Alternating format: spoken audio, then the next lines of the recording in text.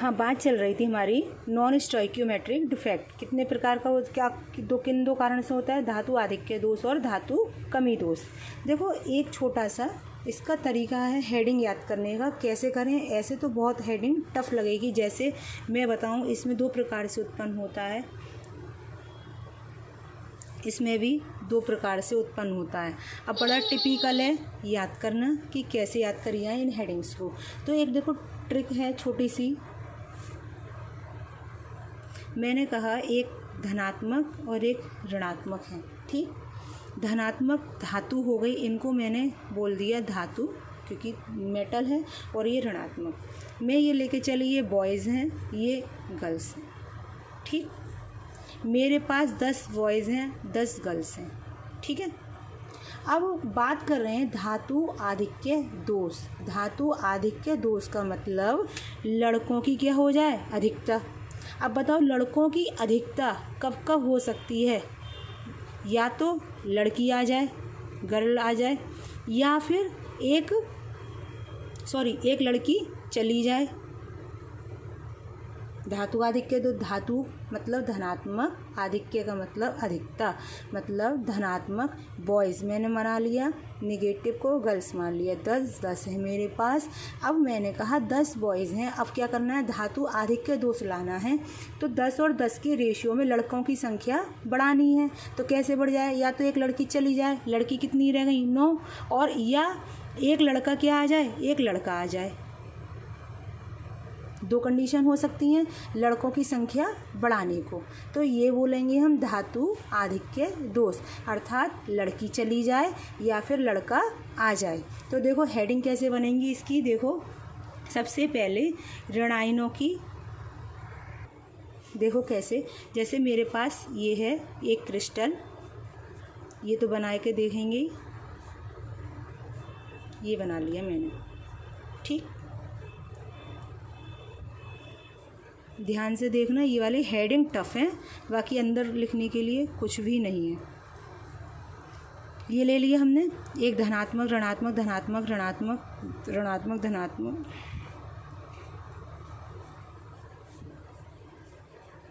ये ले लिया हमने। अब ये है कि हमें धातु क्या करना है, आधिक्य दोष मतलब लड़कों की संख्या क्या करनी है, बढ़ानी है। बढ़ानी है का मतलब क्या हो जाए, लड़की चली जाए, अर्थात हमारा निगेटिव आइन क्या हो जाए, चला जाए। तो देखो एक हेडिंग, ऋणायन की अनुपस्थिति के कारण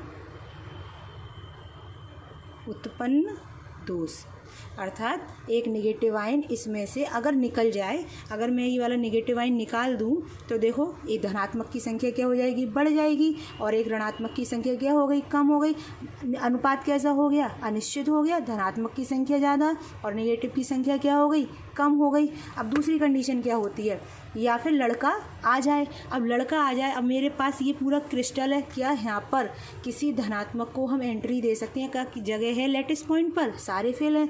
तो क्या होगा, कोई धनात्मक अगर आएगा तो वो कहाँ बैठेगा, इंटरस्टिशियल स्पेस में। तो देखो हेडिंग क्या बनेगी दूसरी, इंटरस्टिशियल स्पेस में या अंतरकाशी स्थान में धनायन के कारण, इंटरस्टिशियल स्पेस में मेरा एक धनायन आ जाए तो देखो उत्पन्न हो गया, धनायन की संख्या क्या हो गई, ज़्यादा, और ऋणायन की संख्या क्या हो गई, कम। तो देखो अंतरकाशी स्थान में धनायन के कारण उत्पन्न दोष, अंतरकाशी स्थान में धनायन के कारण उत्पन्न धातु आधिक्य दोष कैसे उत्पन्न हो सकता है, दो प्रकार से, या तो ऋणायन चला जाए या फिर धनायन आ जाए। ऋणायन चला गया तो होल हो जाएगा, और धनायन कहाँ आएगा, हमारा धनात्मक कहाँ जाएगा, अंतरकाशी स्थान पर।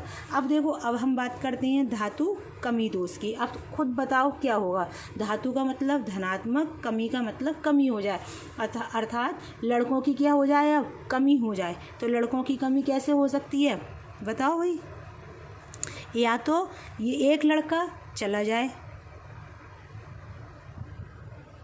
या एक लड़की आ जाए, अर्थात एक धनात्मक चला जाए या एक ऋणात्मक आ जाए। तो देखो अगर अब इस वाले में क्या डालेंगे हेडिंग, सबसे पहले हमारी क्या आ जाएगी कि कोई लड़का चला गया मतलब धनात्मक चला जाए तो धनायन की अनुपस्थिति, धनायन की अनुपस्थिति के कारण उत्पन्न दोष। देखो यहाँ से मैंने कोई धनायन हटा दिया और ये कोई, ठीक, तो ये क्या हो गया हमारा धातु कमी दोष। धनायन चला गया अपना स्थान छोड़कर, तो धनात्मक की संख्या क्या हो गई कम और ऋणात्मक की संख्या क्या हो गई ज़्यादा। अब हम बात करते हैं दूसरा दोष कब उत्पन्न हो सकता है। लड़का चला गया, अब क्या हो सकता है कोई लड़की आ जाए। लड़की आ जाए का मतलब कहाँ आ जाए, एक प्योर क्रिस्टल में। क्रिस्टल में तो कहीं जगह नहीं है लैटिस पॉइंट पर, पूरा एक लैटिस पॉइंट है। देखो अभी बनाया था,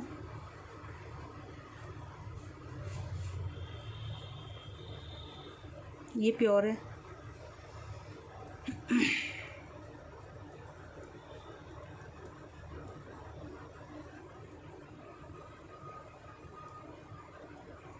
ये अब यहाँ पर एक धनात्मक चला जाए तो कमी हो सकती है धनायन की, या कोई एक ऋणात्मक आ जाए। ऋणात्मक कहाँ आएगा बताओ, किसी भी अंतरकाशी स्थान में। तो हेडिंग क्या हो जाएगी, अंतरकाशी स्थान में। अंतरकाशी स्थान में अतिरिक्त ऋणायन की उपस्थिति के कारण उत्पन्न धातु कमी दोष। फिर से देखो, अंतरकाशी स्थान में अतिरिक्त ऋणायन की उपस्थिति के कारण उत्पन्न धातु कमी दोष।